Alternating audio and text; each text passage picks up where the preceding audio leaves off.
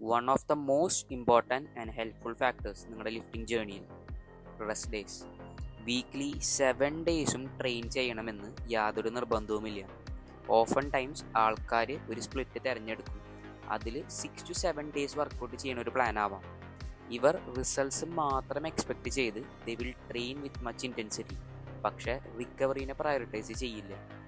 Rest ഡേയ്സിനെ നിങ്ങൾ പ്രോപ്പറായി place ചെയ്ത് കഴിഞ്ഞാൽ നിങ്ങളുടെ പെർഫോമൻസിൽ നല്ല രീതിയിൽ ഹെൽപ്ഫുൾ ആവും.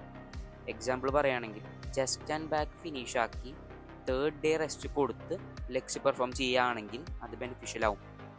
പക്ഷേ ഒരു രീതിയിലും നിങ്ങൾക്ക് ട്രെയിനിങ് സെഷൻ കഴിഞ്ഞാൽ പെർഫോമൻസിലോ റിക്കവറിയിലോ ഇമ്പാക്റ്റ് വരുന്നില്ലെങ്കിൽ feel free to train as many days as you can.